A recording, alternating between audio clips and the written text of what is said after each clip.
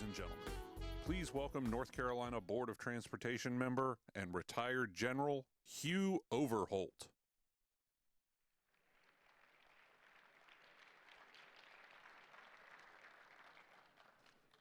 Good afternoon.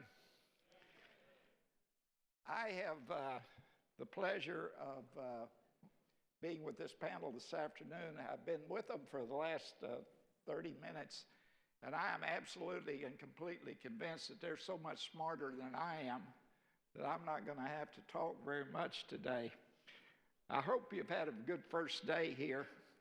Then I do have one observation that I made sitting out in the audience on the first speaker this morning. I thought he was dynamic, don't you all? But I had one question on that second slide he showed, where you showed the horses and then the cars, and there was one horse left. I wonder what happened to that horse. I mean, did he go to Delmonico's?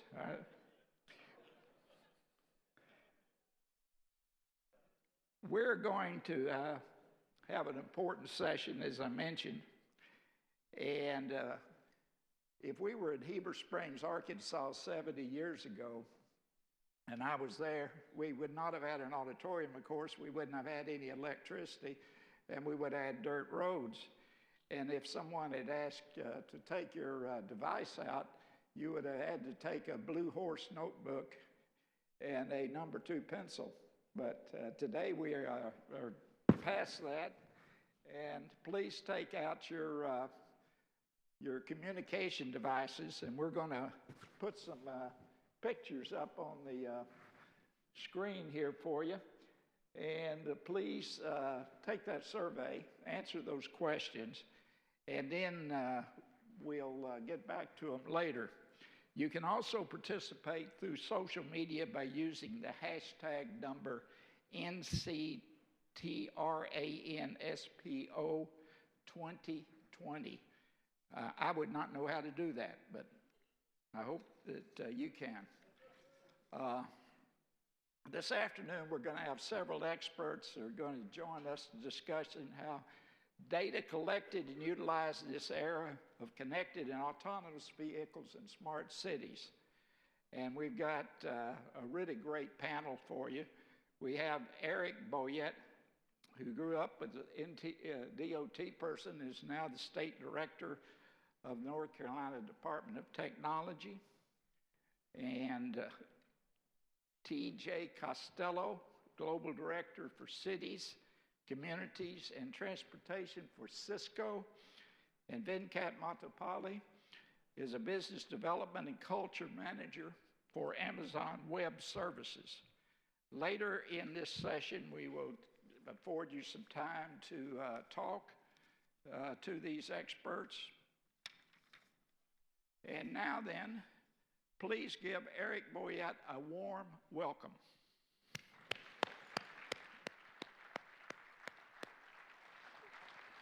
Thank you, sir. Good to see you. Good to see you. Thank you. I'll take this with me. That's all right. You don't want me to use your notes? No, I'll go over here. So, thank you, Hugh, and thank you, everyone, for this afternoon. I know everyone wanted me to come talk about IT procurement. And that, no, maybe not. Bad joke. More than anything, as Hugh mentioned, I would, if you think about what we're here to talk about today, and if you look around the room when Hugh asked for you to take out your device, I'd love to see how many of you do not have one of these in your hands. In today's society, we all have these devices. It's part of our life, it's part of what we do, and it's a good way to be connected. But if you look at, if you talk about technology and you talk about how we're connected more than ever. We're always connected in some way. And every person has one of these phones. And what can you do with it? You can do many different things. You can shop online. You can do music. You actually can now, when you need to go anywhere, you don't ask people for directions. You just ask for an address. You got navigation systems. So there's so many different things we use our devices for, and we don't have dictionaries and encyclopedias. You have Siri, you have Alexa, you have devices that you ask questions of, and then they give you the answers. I think it's getting a little easier. I'm not sure. I know my kids, I'm still making them use books. I try to find them. But it's something in today's world that we're very connected, and we have a lot of data out there. And if you think about it, think about if you're headed to work and you don't want to drive, so what do? You can call a Lyft, you can call an Uber. And for years, I know that's another oddity. For years I've been told you don't get in the car with strangers. What do? A stranger pulls up and we jump in the car with them. But along the way, our devices are saying to us as we're traveling, you may pass your favorite coffee shop. Or it may remind you, you've got dry cleaning to pick up. But what do? We continue to work because we don't want to be late to work. But it's always connected. Our emails, social media, there's several different things that we have available. Podcast. Many of you are listening to podcasts. More information that we're gathering, more information that we're sharing. And as autonomous and connected vehicles work, we're continuing to take all this massive amounts of data and transfer. And our preferences on what you listen to and what you repeat and what you say and who you're texting and who you're calling is all being stored. But if you look at that infrastructure and what's needed, there's several ways that data has to be connected, and to make sure all of that takes, multiple computer systems, multiple networks, and just a lot of that seamless flow of communication that has to be there and has to be available. But these new technologies, have great potential, have potential to help us with saving lives, but they also have the potential of being disruptive if the wrong person has the ability and grabs our data. So with that, I want to talk about cybersecurity. As the state CIO, one of our top priorities in our agency is cybersecurity. And it's also, I serve as the president for our National Association of State CIOs, and it's also one of our top priorities for all of our states. It's been a top priority over the past 5 years, and over the last 10 years, it's been in our top 10 of our priority listing. It goes beyond secure, passwords and firewalls today. We have more cyber criminals they're smarter. They're trying to stay ahead of us, and we're trying to make sure that we're defending the state's data and also our state network. And how do we work together with our private partnerships that we have? But they're relentless. If, I didn't put the slide up here about the number of attacks that we see daily, but they're multiple. And it's very, very, very frustrating for us to make sure we have dedicated staff just to protect. So we got to make sure we do that. But it is a number one concern for us, but it's also not just an IT concern. Just because we're IT professionals, it's not just our concern. It's all of our concerns. So we got to make sure that as these new technologies with autonomous vehicles, with connected vehicles, as they are deployed, what does that look like? How do we make sure that we are educating and we are helping our consumers understand that these vehicles are safe, that our auto industry, our partners are really making sure that they're, just as we have to do with our hardware, we're providing updates to software. They're doing the same thing for our autonomous vehicles, and it helps with that adoption rate. And I think including and making sure we do that is part of our job. But if you look at consumer education, it is important, but we've got to make sure that the people understand the risks that they're taking with these vehicles, but also the reward. So how do we balance that, and what do we do to help with that? But if you look at, maybe we do, privacy checklists. So if you're getting ready to sell a vehicle, what does that mean? Do I just sell it like I normally would an older vehicle that is not autonomous or not connected? You've got things as simple as, your garage remote. How do I deprogram that? I've got to make sure when I sell that vehicle that nobody can drive up to my house and come into my house. The other thing is your GPS, your navigation tool. You're erasing your points of interest. You're erasing your actual home address out of that. So these things are things I think we can really work to do to make sure we help with that adoption rate. And last, I would be remiss if I didn't talk about our workforce for cybersecurity. We have to invest in our cybersecurity workforce. We are at a point where we are suffering across our nation with a shortfall. We don't have enough professionals to perform the work that we need. So we're working hand in hand on new ways to do that with partnerships with our community colleges. We're working with our private industry. How do we work there? They're seeing the same uptick in need and downtick in resources. So we're really working to see how do we do that, and what can we do, and what does that gap look like, and how do we close that gap? But As I mentioned, it is a public and a private issue, a public partnership that we have, that we're working towards. And you'll hear it today from my private industry partners that are coming up. They have the same issues, but we're all working together to make sure that we can create a safe environment for these vehicles. And if you look on that graphic, it's amazing to me to see how many different things store our data. And it's not just your music. It's not your favorite list. It's everything. So with that, I will turn it back over to you. Thank you. Good. Next, I'd like to welcome TJ Costello, who is with Cisco, and I think you're going to enjoy what he has to say, and have your questions ready for him because he has been around the world. TJ, good to see you. Thank you for that warm introduction. So I'm not last, which I'm pretty happy about. No, I'm just kidding. First, thank you very much for having me. I'm excited to be here. I'm a little disappointed I wasn't the person that got to ride in the air taxi yesterday, but no one else would have fit with me, so that's probably good. I thought I'd take a few minutes. I have the luxury of going around the world and kind of, I like being in transportation. I can tell you, being in technology. Right now, we're in this incredible age of transformation. What I tell people is, there's never been a time like this, probably other than when we went to the automobile or the airplane.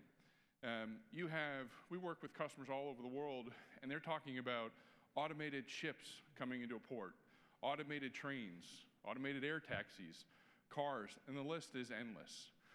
And I always get asked is, what are people using the data for, or what's driving them? And they fit in themes, and each driver is different. So, for example, in the Port of Rotterdam, what they wanted to be able to do was, their port is a big part of their economy. They wanted to add sensors into the waterway so that they could see more of the water. It goes up and down with the tide and has salinity in it. And what it meant for them is when they could start to use more of that water and make themselves more attractive and bring more ships in on a schedule safely, even though there was less water than they used to before they had sensors. That helps create jobs, and it helps get them ready for the future. Now they're beginning to invest in a digital infrastructure to get ready for automated ships. We have a major city here in the U.S. who started to had some issues and got some complaints from citizens about near misses of pedestrians. They've had a couple pedestrians get killed, and several had near misses. And the city had no visibility into what that was, so they wanted to put up a sensor at an intersection and along a roadway to begin to understand what was driving the near misses. And what they came to learn over time was that there was a housing project and there was a grocery store. And it was a 5 or 6 lane road. And what was happening is people were just crossing in the middle of the block. Well, the answer to that and the solution wasn't technology, it was a crosswalk, right? So better urban planning as a result of data, safety for the citizen. And what was interesting, one of the unintended consequences is what they took the data also was for economic development. What they learned while they were trying to look at the safety problem, because they owned the data, when they got is in economic development, they got to realize there were a lot more people in this end of town walking around, and they could market that from a development and economic perspective. Additionally, it's interesting to see customers when they're going down the path. There's a major U.S. city out west where they got started and they wanted to increase ridership. Well, they had to make their buses more available. They had to make for a better passenger experience. So they connected up all of their buses, about 1,000 buses. And they wanted to make sure the engine was right, the oil, the tire pressure. They wanted to provide some Wi-Fi for the passengers. They wanted to make it easier for people to tap on versus having to pay. And ridership went up, and they got started. They were very excited, very successful project. And then along several years went by, their population growth continued. Along came Uber and Lyft and scooters, and their roads were clogged. And what they realized is, yes, they had a successful project. They were able to get data off of a bus. They were able to provide a better service, but they needed a whole strategic lens on all of the infrastructure across all modes of transportation to make for a better citizen experience, and had to step back and come up with that plan. And I'll tell you, I'm pretty excited by working with the state of North Carolina. You guys are working, you have people working for you that are doing that, are thinking through this at a holistic level so that they're not just making one aspect of the journey better. Finally, the other part of this that I often get asked is, well, does this mean all this, that there's going to be no jobs in the future and all this automation? No, and it's interesting. One of the big jobs that we're seeing all pop up all over the globe is that of a data scientist, right? So who would have thought 10 years ago you'd have a data scientist as a core element of every job? It's a new job. Another job that's coming up is policy around data. So there are jobs around governance and data policies following some of the NIST frameworks. And next week at the Transportation Research Board annual event, more than half of the sessions of this major conference are all around data governance. Those things weren't happening. And that's what's taking place in the industry. They're using data to make services better, to drive the economy. They're using them to make roads safer for you all and make for a better experience, and also for all of us to be able to create some jobs. And I look forward, thank you very much, and I look forward to the further discussion. Good job. Thank you very much, TJ. And next, I want to introduce Burke Moderator. But there's something personally I want to say. Burke, come on out here. We have something, we found out we had something in common, and that is we were both stationed with the 101st Airborne Division. So this is a veteran and a West Point graduate, so obviously a smart man. Appreciate it. Thanks a lot, Hugh. First of all, I assume there's some Panthers fans out here, so congratulations on getting Rule as your coach. Like, that's a serious thing. I don't know how you got him away from Baylor there, but besides football, you know, we're talking about autonomous and connected vehicles. We're talking about a connected ecosystem of devices, of sensors, of networks, of a ton of data that's just out there that needs to be collected and collated and analyzed. But then once you've analyzed it, you've got to figure out a way to manage it. And once you figure out a way to manage it, you've got to do something about it, right? So like getting to actionable intelligence from just a massive amount of data isn't just becoming a data scientist, right? It's creating the infrastructure within your community, within your city, your county, and your state that's able to do this for you and do this at in a cost-effective way. And that's where the cloud comes in. So as you mentioned, I work for Amazon Web Services. We work for state and local governments in the United States. And the autonomous and connected vehicle and system ecosystem of technology is part of my bailiwick.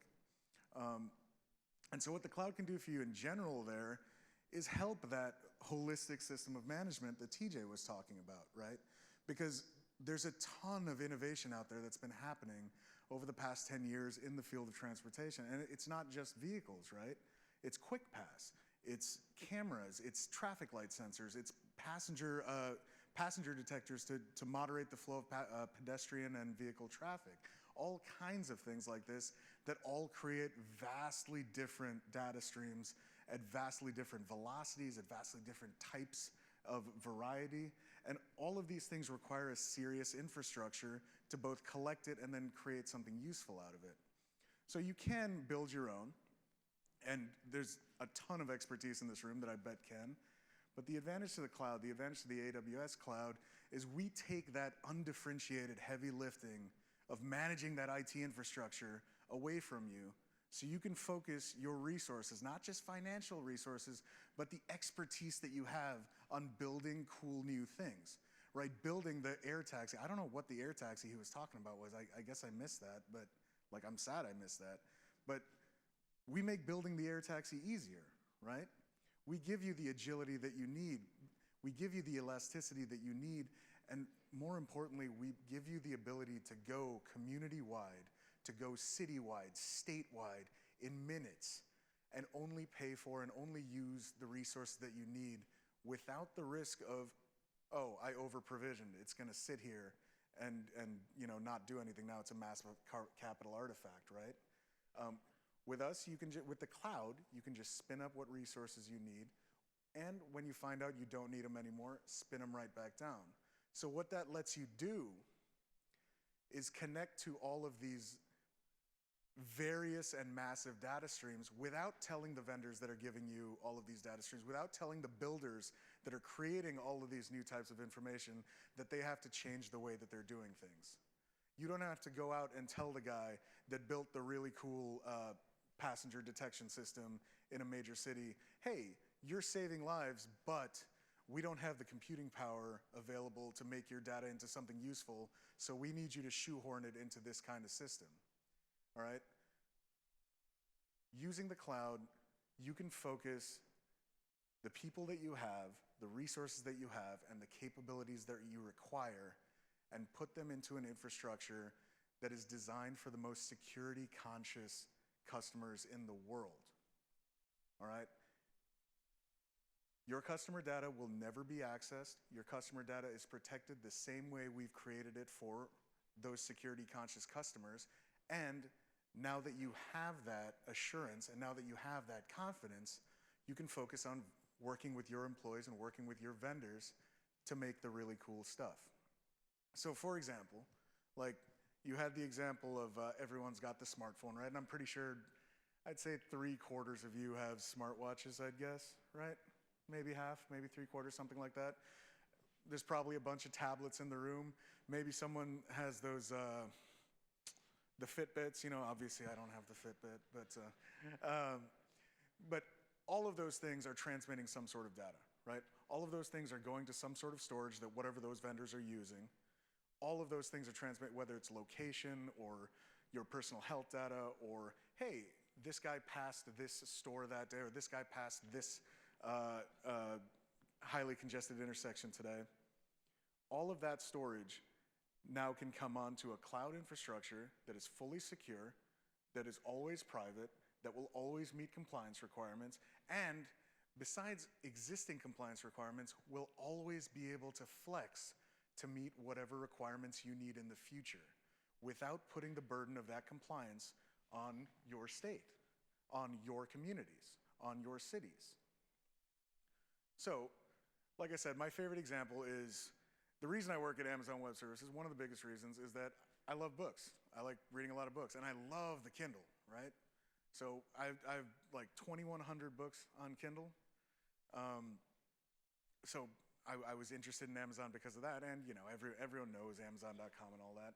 But when I started learning about Amazon in general, I started learning about AWS. And when I started learning about AWS, it's the platform for the Kindle. It's the thing that, hey, if you're using the Kindle app and you're looking at your library of 1,000 books, you see that the covers constantly update. You see when those ebooks are published and edited and pushed, they constantly update in real time on your Kindle, even though there's literally hundreds of millions of publications out there, all right?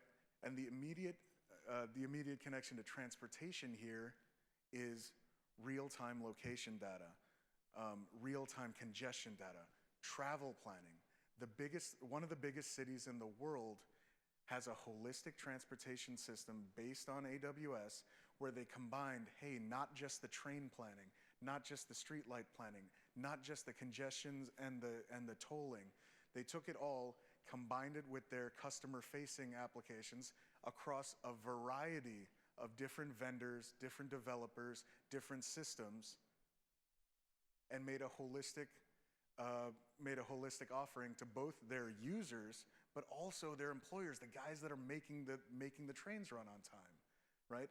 And the way they were able to do that is take that burden of infrastructure away, put that burden of infrastructure in the cloud, put that burden of below the virtualization layer security in the cloud, put that burden of below the hypervisor security in the cloud, because that shared responsibility model where we can take that burden for you lets you focus on builders, lets you do cool things, lets you make me the flying car from the Jetsons, right? Thanks very much for having me, and I look forward to this conversation.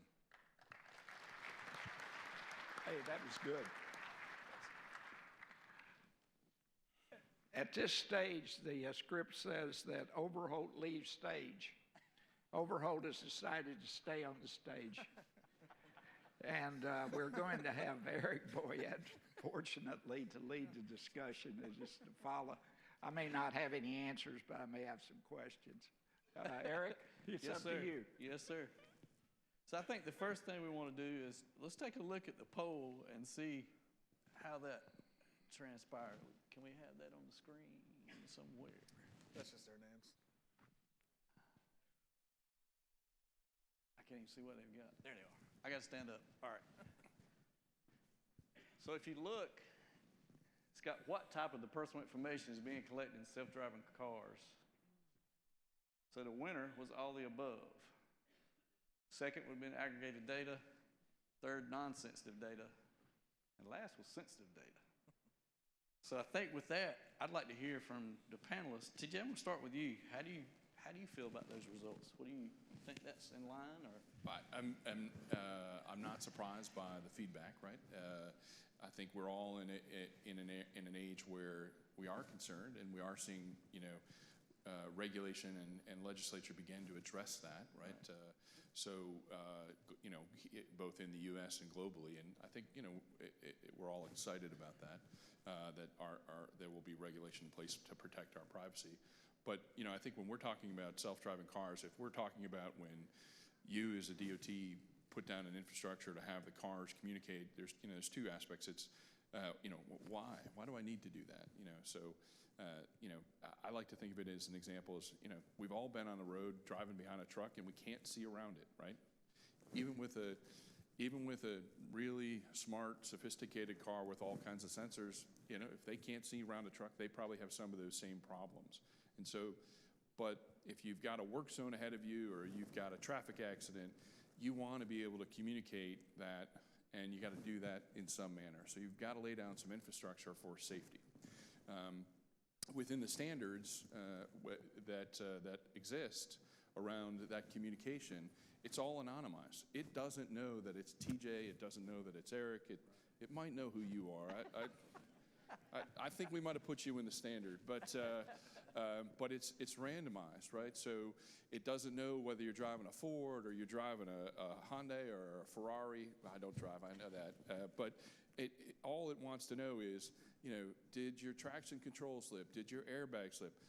Are you moving at a rate of speed? Because I want to make sure the roadway is moving. And so they've taken the time to do that. Now, inside the car, that's an area that is evolving, and I think you made me think of something today that got rid of a car recently, and my old remote is probably still on there, and if I get robbed, I'm going to call you and say you told me so. But I can't really speak to the in the car, but I can speak to the good news is when it's communicating with the infrastructure and it comes across a government agency, it's anonymized data, and there's no way to know that it's you going to work every day, going across the bridge, and I think that's the best part about it. Okay. Kat, anything you'd like to add? Yeah, TJ, you make a good point. There's a lot of benefit to having community governments and having your transportation agencies have that anonymized data, because as long as it is anonymized and as long as you can put those structures in place to protect people, this is the data that's going to help build better roads. This is the data that's going to help put the highways in the right place or create the train routes and the bus routes and the public transportation routes that are going to get more citizens to more places they need to go. So having the data available is definitely positive. But we do understand that a challenge for guys like you is you've got to protect that data. Right. Absolutely. I agree. We're good. So before I move to the next poll question, this show of hands, now that you took the poll before we all spoke, would any of you change your answers now? A few of you. The answer is yes. Okay. Let's see the second question. Dun, dun, dun. Personal information is being collected by self-driving car makers. That's the same question. Thank you. We go to question 2. We're having technical difficulties.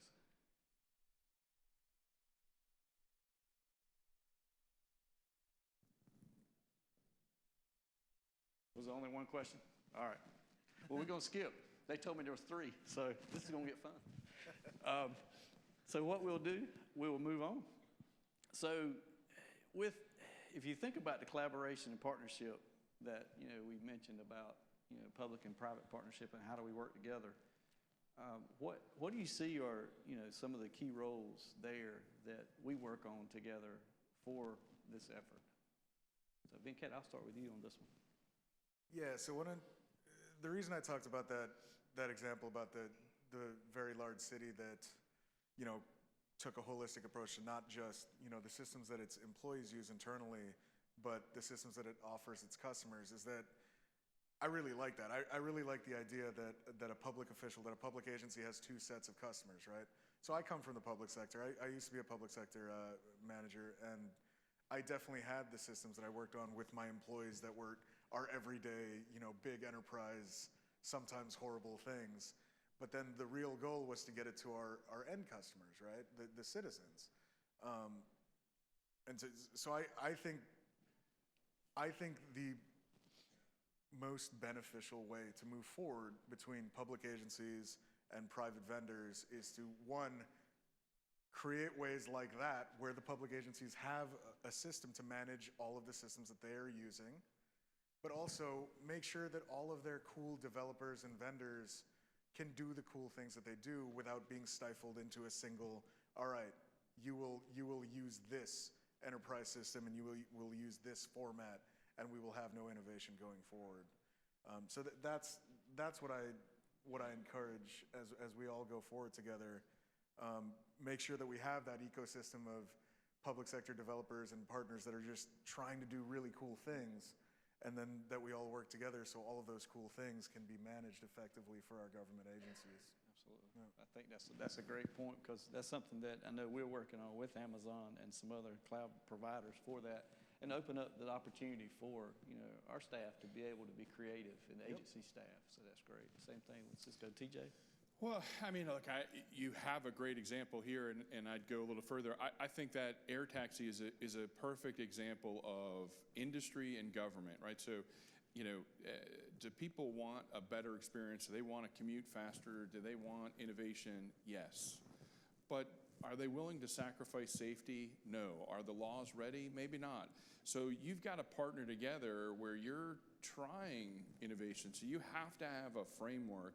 You have to have a framework within government to be able to work on innovation, which may not all be successful.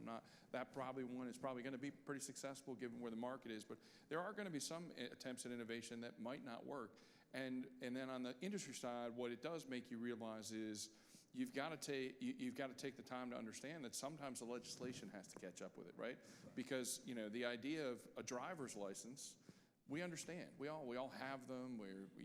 We've been using it. It's well understood. Well, who has the driver's license when there's no driver, right? So that means the legislation might have to catch up, and we've seen some states lean in and be the first to do that. So I think you've got to really work on it, and honestly, that's a terrific example of what you accomplished just yesterday. I think couldn't be a better one than I've seen. How do we manage this technology in rural areas where I basically am from?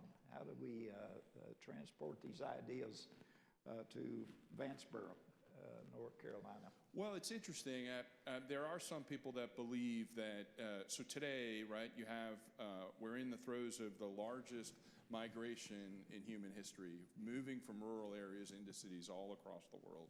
Certainly in India and China and Africa in particular, and Asia in general, it's even more pronounced than you might see here in just North Carolina or in the U.S. in general.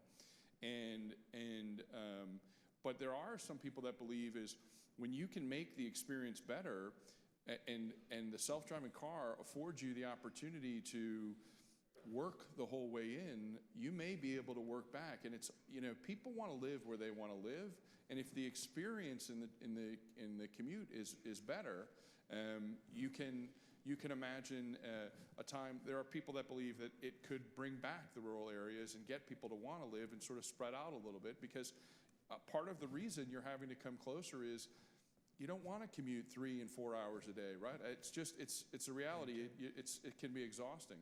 And then the other side of it is we are starting to see some innovation where, in Germany, for example, we work with Deutsche Bahn and they put a Medibus. In Germany, they're in rural areas losing doctors, right? And so this was an attempt to put a doctor's office on a bus so a doctor can go around and bring the services too. So I think you also have to not just think about it as you moving or whatever. You may have to reinvent the services and how they're delivered to make sure that the people are taken care of. So TJ, that being service specific there and like what the customer actually wants or needs out there is a really good point. So I used to live in a very rural area as well, and one of the actual first commercially successful examples of connected vehicles are irrigation for large farm fields and harvesting vehicles, because people figured out that if you use geolocation and connect it with a local area network of your vehicles, you can make sure you harvest more efficiently and more of your fields than just, hey, a team doing it by eye saying, okay, it looks like I've driven or harvested down these rows. If you bring GIS and connect your fleet of vehicles, it works better. So fast forward about 15 years of that technology, now a lot of farm vehicles are looking at automation. And it's not just the big, huge corporate farms. Like, these are massive efficiency increases and cost savings for smaller and mid-sized farms. And then as you were talking about the remote medical delivery, that's another great example, especially in rural areas of the US where the choice is, hey, I can drive and risk losing my license or risk getting in trouble because I'm not supposed to be driving to the doctor that's 40 miles away. Or we can use things like the Veterans Administration's pilot to bring the cool little robots with the iPads into your homes. Or less dramatically, just expand the reach of telemedicine and create secure streaming and teleconference capabilities out where traditionally there haven't been high bandwidth opportunities. Yeah, so. That's all great.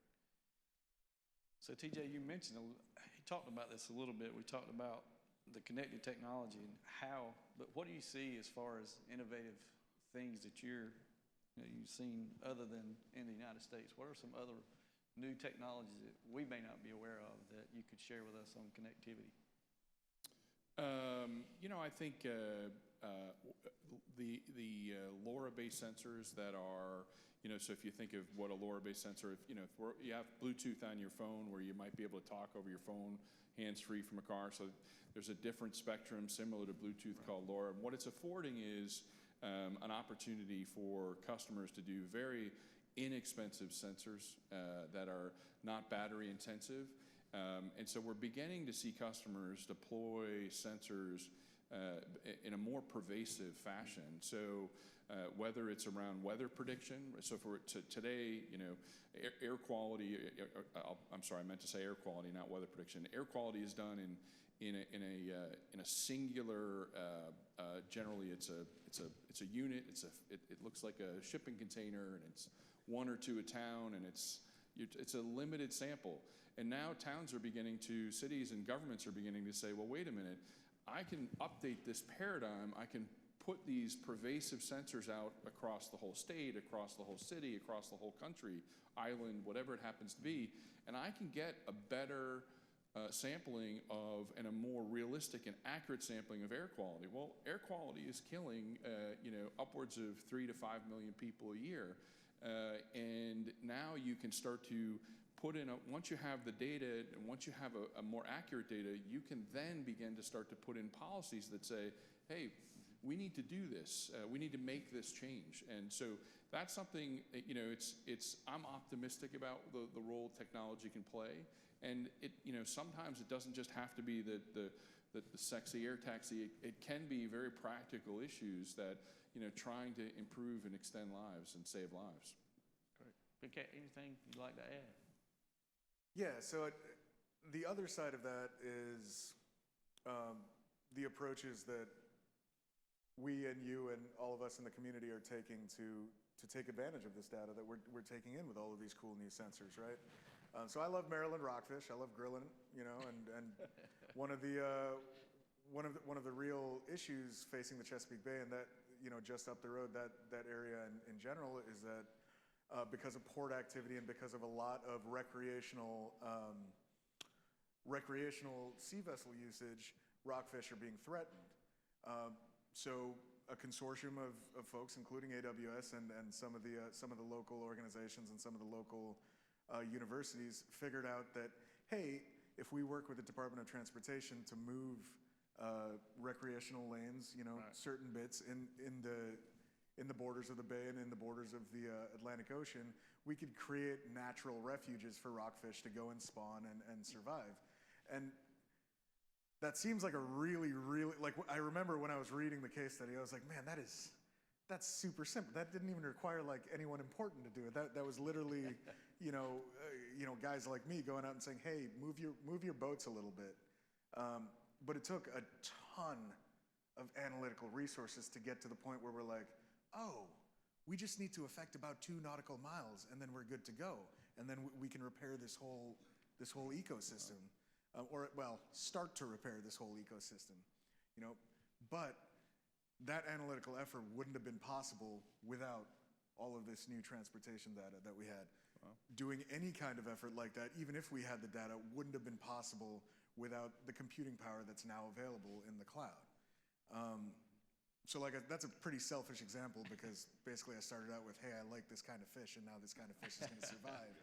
But I think it's a pretty good example of, hey, it's not just, you know, we need to find new ways of collecting data. We need to take advantage of the power and the services that we can now put to bear on our data. Absolutely, that's great. I like rockfish too, so that's good. Nice. Well, you all come from large, very respected companies that have been in business for a while and very successful. How much interaction do you have with the federal government and that huge database that they have and use in open ways and then in, of course, secret ways? You know, we have a cyber command now. Nobody knows what they do other than we have a cyber command. So, but I don't want to get beyond probably the perimeters here, but it's pretty damn topical today to talk about that.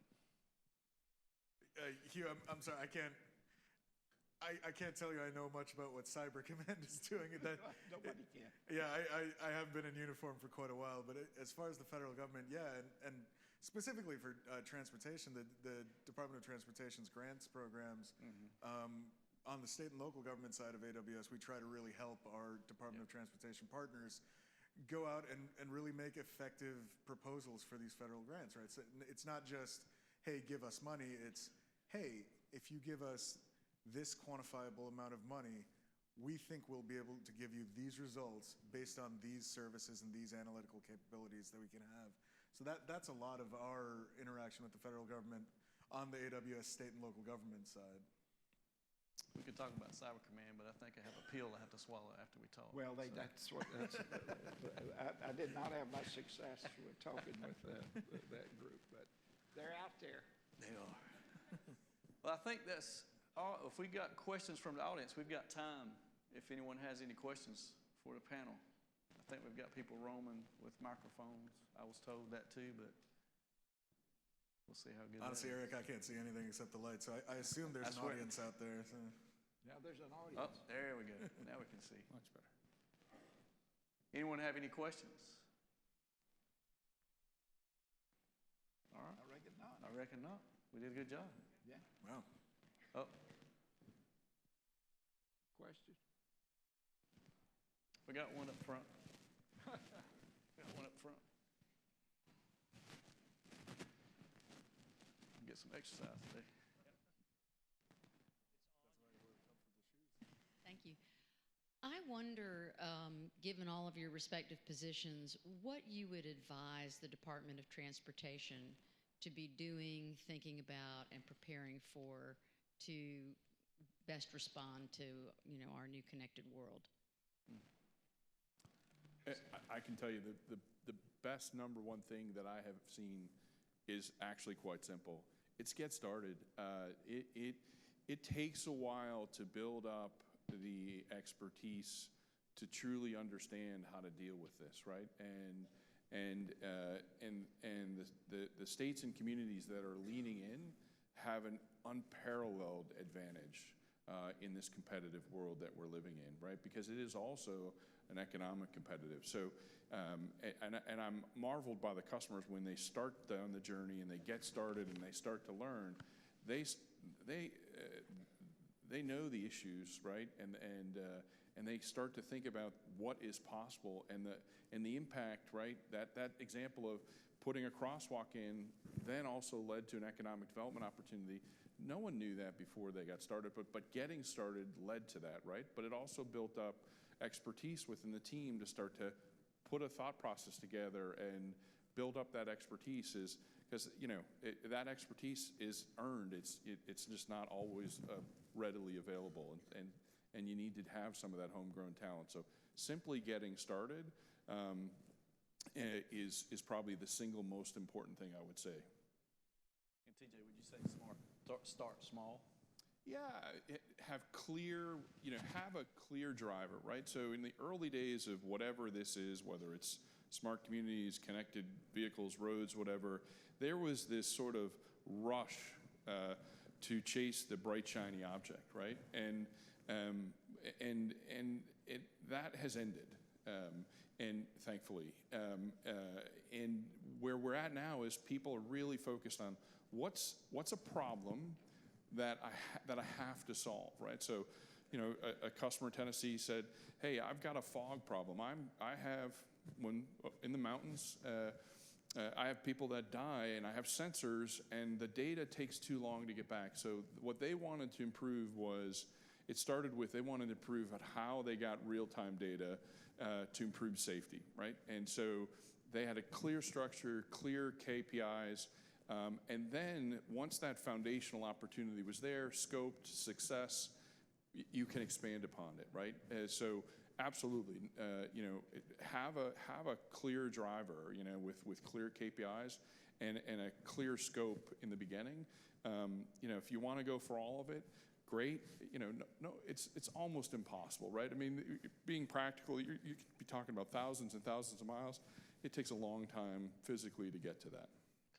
Kind of stole my answer there, but yeah, I fully agree with TJ. Like, you guys are going to know what your constituents want from you, and those are absolutely the things that you focus on. But I will tell you also to keep in mind, one of the basic building blocks of any system, have that plan for backup and disaster recovery, in your head, in your scope before you go out and build cool things. Because especially in a place like this, I mean, you guys know natural disasters down here. So like a place like this, you build this amazing new system and it gets wiped out in a day. That's a terrible thing. So. I didn't pay him to say that either, but thank you for saying about DR. Okay. DR is very important. Any more questions? Got one over here.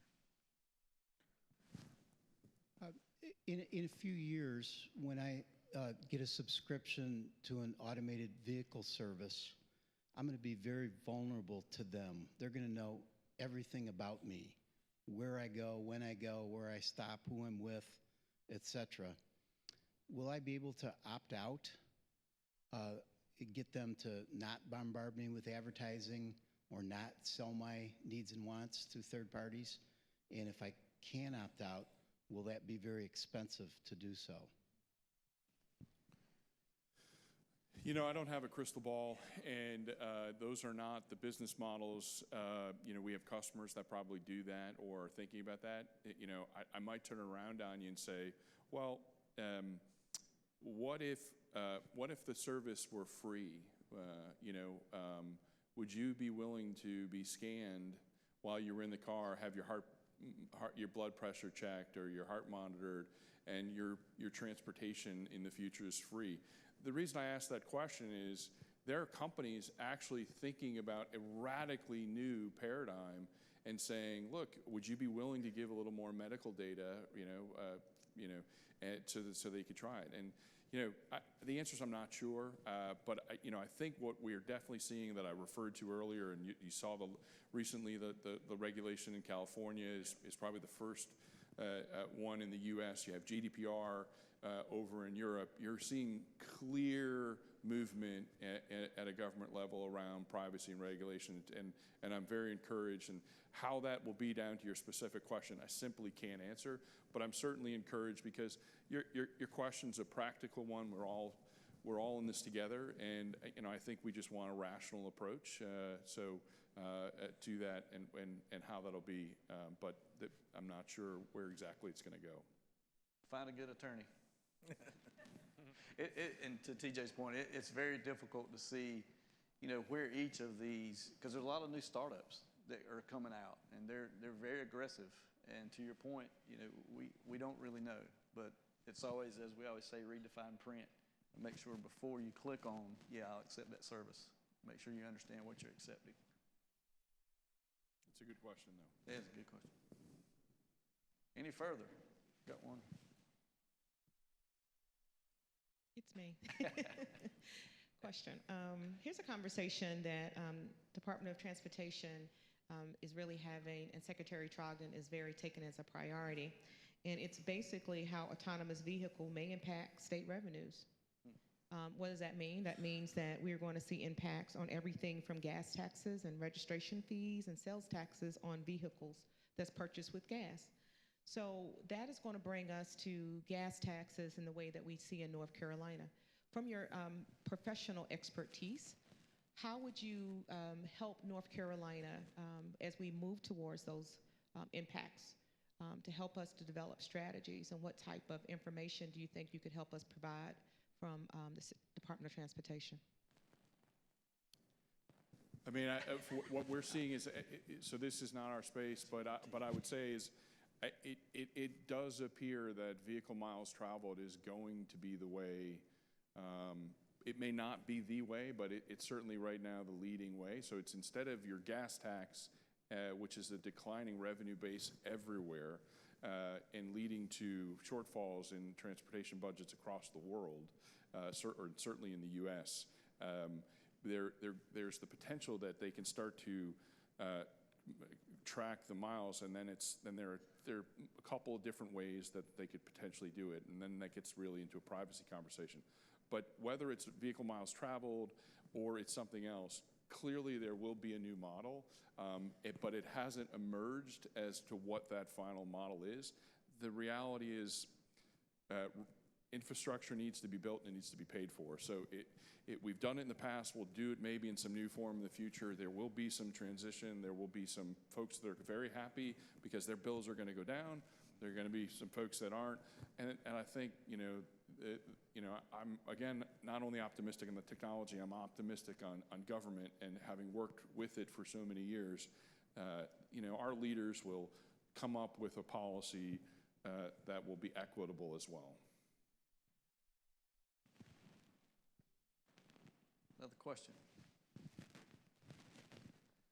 From a security standpoint, I know you're saying that we don't have to worry about somebody getting into the system, but if I'm riding around in a drone or in a backseat of a autonomous vehicle, how am I assured that somebody's not going to get in? And if they do get into the system, what am I going to do sitting back there or flying up there watching all this happen? Sure. So I think you're referring to when I mentioned the shared responsibility model. So as a cloud service provider, I take care of the security, both physical and digital, of all of the infrastructure below the virtualization layer, right? And then whoever the developer or system manager is hanging his or her stuff in the infrastructure, they're responsible for the security of that actual system, right? But holistically working together with folks like Eric, there's a regulatory component to that, and trying to kind of predict what are the dangerous areas and how do we mitigate that. But then two, there's a constant requirement to focus on security. So like on our side, security is our number one priority. We have a world-class team of folks all over the world working 24/7 to make sure that AWS regions, AWS availability zones are secure, and we shut everything down if we feel that something's not where it's supposed to be. And then the folks that you're going to work with, to build the stuff on us, that's the kind of confidence they're going to have to give you before, you know, your state is going to allow that to go forward. I might just add, look, any adoption of any technology comes with confidence of the consumer, and until the industry answers that satisfactorily, that concern will linger. They are working across standards bodies to come up and address that issue, and it's a work in progress, right? But clearly, in order for us, as we go through any new technology, one of the big buckets is confidence of the consumer. And that issue has not been fully addressed. There are standards bodies that do address it, but look, we need probably a little more time, and that's why you should be encouraged that when it comes to sort of self-driving cars, there's a range, right, from 1 to 5. There's no fully autonomous car on the road today, and part of that is the industry has to answer to that. And they're keenly aware of that, because you're not going to buy a service that you don't feel confident in. So you should be encouraged that they are taking it quite seriously as an automotive industry. And honestly, it's about folks like you, and in a summit like this, like asking the question of a bunch of corporate guys and the state CIO, right? I mean, that's what's going to keep everything on the up and up. That was a great question. One more. I'd like to follow back up on the urban versus rural discussion a little bit. I'm from a rural community that still struggles with adequate connectivity and broadband. It's almost as good as dial-up still where I'm from. So how do you, when you're talking about, well, maybe these services will be brought to those communities and it will result in more people moving into rural areas, how does that work? How do you marry those two very extreme situations where in urban areas you have all kinds of innovations happening, at such a pace, and then you have rural communities that don't even have the infrastructure to support those kinds of innovations? And I'll take that. I think it goes, we have to partner better. We're learning. I know our agency, we've created great grant programs. So we've started out with $10 million in our first budget session. We're at 15 each year in the next 2 years to expand the broadband. But we're also, that's a small amount of dollars. So what do we do with that? We also reach out to communities. We have a broadband infrastructure office that actually goes out and works with communities and states, okay, what helps them plan, so that when they're ready for a grant proposal, they're there. They can apply. They can help them apply. Working with USDA on grant, we've got 2 large grant proposals that have been awarded here in North Carolina. Proud of that work too. So it's a partnership of looking at our state as a whole and how do we accomplish that.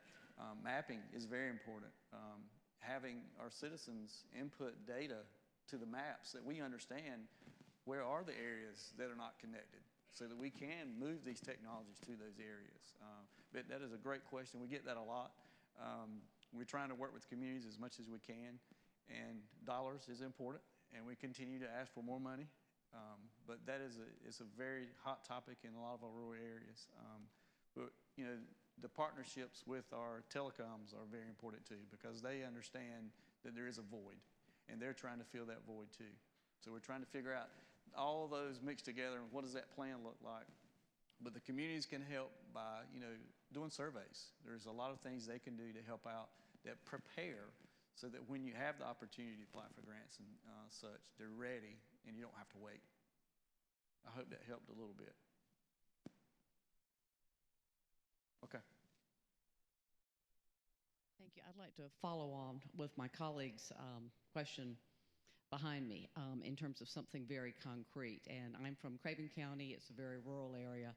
We have kids who are told to go to McDonald's to do their homework because they can connect to a Wi-Fi. Yeah, okay, but it's not just can we get to the 21st century.